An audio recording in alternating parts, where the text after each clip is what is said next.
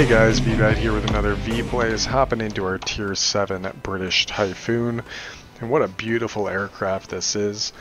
We were able to unlock this back during the, what is it, they want to say holiday event at the end of the year, Christmas candy cane path, as they were introducing the Hunter back during this time period. And I really like the Typhoon, but I was very much so grinding for getting that Hunter as quick as humanly possible. And as a result, we ended up blowing past this aircraft very quickly. So I did enjoy it, and I wanted to pick it back up at some point. So here it is with the March of Nations, and we're able to pick it up at a bit of a discount. I prefer the bombs. The bombs reload as fast as the rockets. These actually have more cumulative damage. I find bombs are much more reliable for what they do. They just seem to be more of a fire and forget type of weapon. And on top of that, oop, we picked that up. They don't give you as much air resistance as you would typically get with the rockets. Rockets actually offer more air resistance and slow your aircraft's overall performance for airspeed and climb rate. It does sport those 20mm Hispanos, as you can see right here. These are going to be the Hispano Mark V, same ones you would get at Tier 8 on these Spitfire. Oh, it looks like they just picked up the zone. Doesn't mean we can't hurt the enemy a little bit here. We have a heavy on our tail.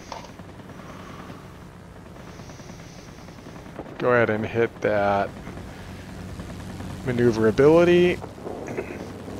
We are here while the enemy is respawning. Come on. Where's that kill? Got him. Stip the nose. Drop a single bomb.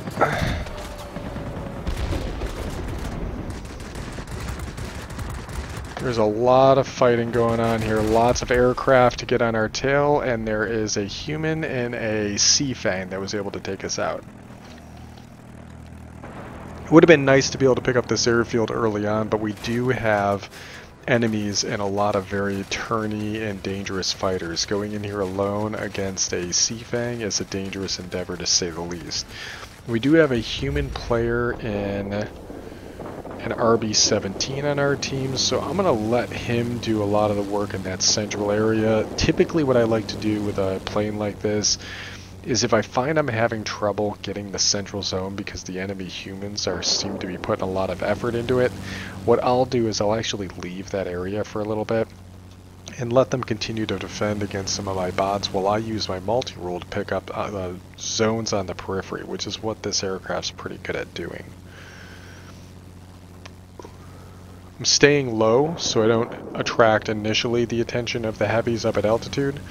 I would rather go down here and fight some of these lower altitude aircraft. In fact, I'm going to help the light fighters that are engaging this ground attacker right here. We're going to pick that kill up, and we managed to get the zone fairly quickly. So let's go ahead and work our way over towards this other garrison. Because now that we've evened the captures up, let's go find another site to grab. And again, you can see that there's a couple of multi-rolls that are still in the center, and I'm willing to bet one of them is going to be that sea fang that got us earlier. Yep, we picked this zone up. Now we don't have much of a choice. We're going to have to start heading towards the mid, but most likely we're going to be getting some help from our allies here. What is that? That is a J7W1. I'm going to go ahead and tab that F4 button and see if anybody's willing to give me a hand, because he's going to be trouble if I try to get him on my own. He does have 4 30mm cannons, which can ruin my day. And he's quite a distance away from us right now. Managed to pick him up. Let's start heading towards the mid.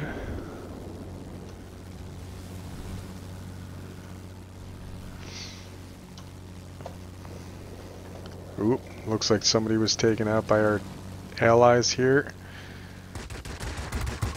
Operating on the edge of the airspace will limit some of the aircraft that can engage us.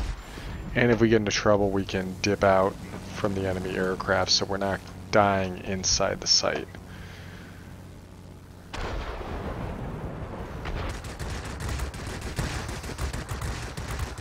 There's a human and a Yak 9U.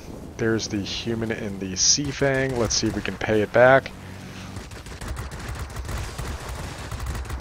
Dying in the zone maybe. Yep, that helped us get a little bit more of the capture. If I can get one of these ground targets, let's see if we can throw a bomb. Bombs away. That should be enough to get the zone. Oh, we didn't even need to. Sweet, so he picked up the center. That's a big deal for us. We do have Phil just came back to life over here. He is not looking at me, which is good for me.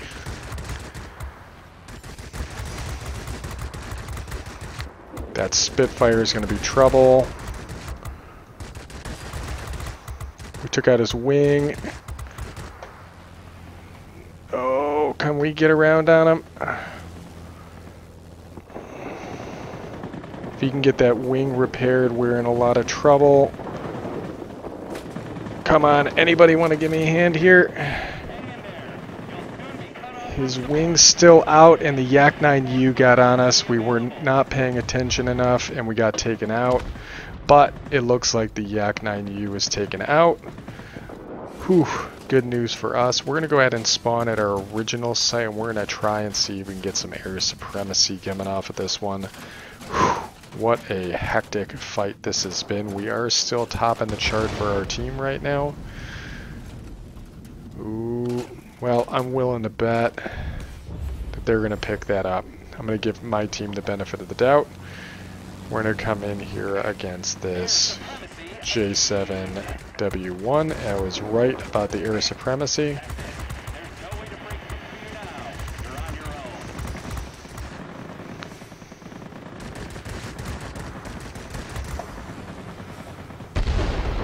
J7 is in trouble. We left him for our allies to do some work.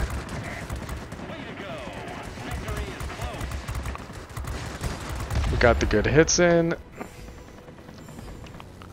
We have an enemy I-220 here. We're going to get low. See if he'll go after one of our other aircraft. Is he heading for me? Yes, he is. We're going to see if we can burn away from this threat. I'm going to call for some SOS. Maybe we can get that guy on his tail.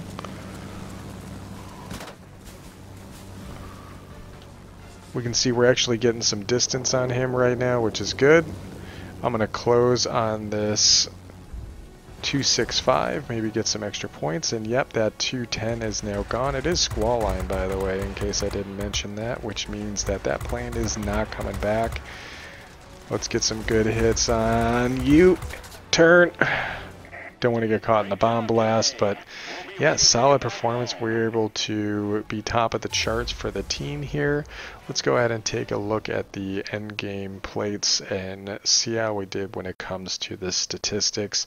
I'm willing to bet that we had some good crit damage in there as well as some ground attack damage, but we didn't have much opportunity for it. This was not the best map for showcasing this platform, but I do think it did showcase some of the tactics, the ability to kind of stay away from the enemy a little bit, keep them at arm's length, and then be able to get in there and take the peripheral sites they weren't really paying attention to.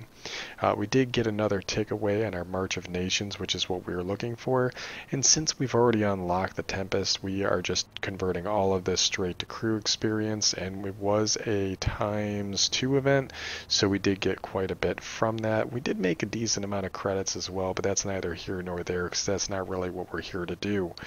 We did manage to take out 9 different aircraft, and most of them were multi-role fighters. This is really good for taking out other multi-roles because the maneuverability is fairly good. Currently we do have the lightweight wing frame on the aircraft as well as aerodynamic expert, which gives us a little bit of an edge for the equipment that help with maneuverability and speed, which brings us down to an 11-second turn time, which means that we can outturn a stock Corsair, or a Corsair that isn't specialized, I should say. We should be able to outturn them in almost every instance, and we can give a lot of other altitude aircraft a bit of a run for their money if they're not paying attention to us, because we can stick with them well enough. Those 20mm Hispanos are great guns, and the bomb capability is fairly robust. To give you a little bit more of a sense of what I was talking about when I said that the rockets give you a little bit of a deficiency. Oh, thank you. I'm going to have to go ahead and read that a little bit more thoroughly in a second. Sorry about that. But when you look at the cumulative damage, you can see that we're at 8,600 for the cumulative damage underneath the bombs on the right-hand side, with a 60-second reload time for the 2 bombs. Now, when we put on these these 8 air-to-ground rockets, we're doing 8,000. Instead of 8,600, same reload time, but if you've ever used rockets, you'll know that you usually got to line those shots up in order to get them to hit the way that you want. They have a smaller blast radius, they're not nearly as forgiving. Sure, you can get someone in an air-to-air and get a rocketeer, but that's usually few and far between.